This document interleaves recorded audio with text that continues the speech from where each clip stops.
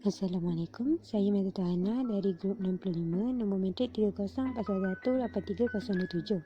Ingin membentangkan tentang penjajah yang paling memberi kesan kepada masyarakat Malaysia dari aspek politik, ekonomi, sosial dan agama.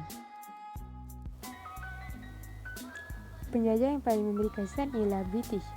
Dari segi politik, British memberi kesan kepada perubahan struktur politik dari feudalism, raja atau sultan berkuasa mutlak kepada sistem demokrasi. Yang kedua, pentadbiran bercorak republik menggantikan sistem kemaharajaan. Yang ketiga, penubuhan sistem Dewan Rakyat, salah satu daripada dua Dewan Parlimen di Malaysia. Sebelum dihantar ke Yang di-Pertuan Agong, rang undang-undang perlu diluluskan dengan mendapat sokongan majoriti Dewan Parlimen. Yang keempat, pembentukan Dewan Negara. Pembentukan Dewan Negara berperanan untuk membahaskan rang undang-undang yang mendapat kelulusan. Dewan Negara atau Senat merupakan majlis tertinggi. Seterusnya, wujudnya sualism dalam sistem perundangan di Malaysia, sivil dan syariah. Undang-undang British digunakan sepenuhnya dalam mahkamah sivil dan undang-undang persekutuan untuk membataskan kuasa mahkamah syariah. Mahkamah syariah dikeluarkan dari hierarki mahkamah persekutuan dan bernaung di bawah kuasa negeri. Selain itu, bidang kuasa undang-undang Islam terhad untuk hal kekeluargaan, pewarisan dan kesalahan jenayah sahaja. Akhir sekali, raja atau sultan hanya memegang jawatan sebagai ketua agama Islam yang mempunyai kuasa yang terbatas. Dari segi ekonomi pula, British memberi kesan kepada pengenalan dasar ekonomi yang berbentuk bebas menyebabkan kemasukan pelabur-pelabur asing.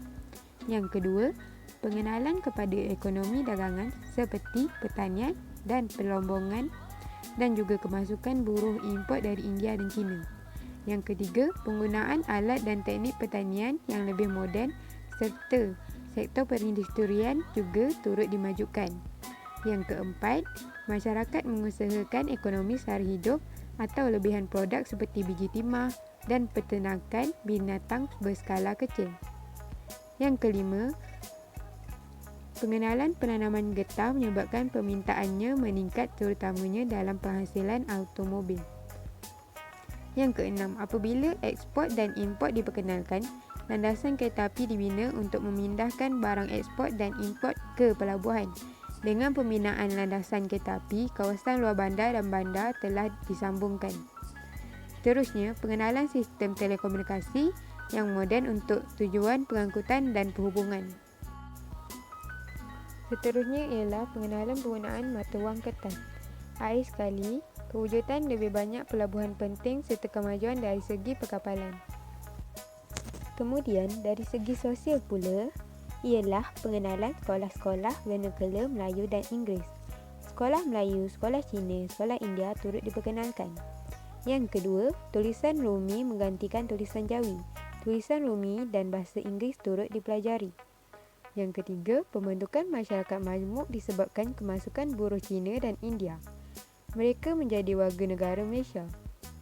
Yang keempat, dasar pecah dan perintah menyebabkan bangsa Melayu ketinggalan.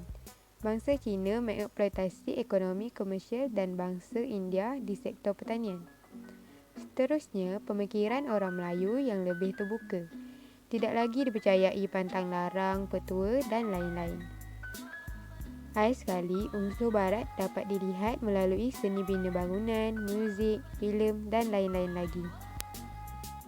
Akhir sekali, British beri kesan kepada agama, iaitu kemasukan penjajah British juga telah membawa dakwah agama Kristian oleh paderi-paderi Kristian.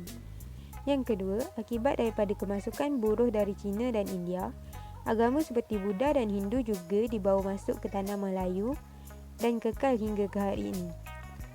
Yang ketiga, banyak rumah agama, gereja, tokong, kuil dan masjid yang telah dibina di Malaysia menjadi bukti kepelbagaian agama di sini. Akhir sekali, agama Islam tetap menjadi agama rasmi Malaysia.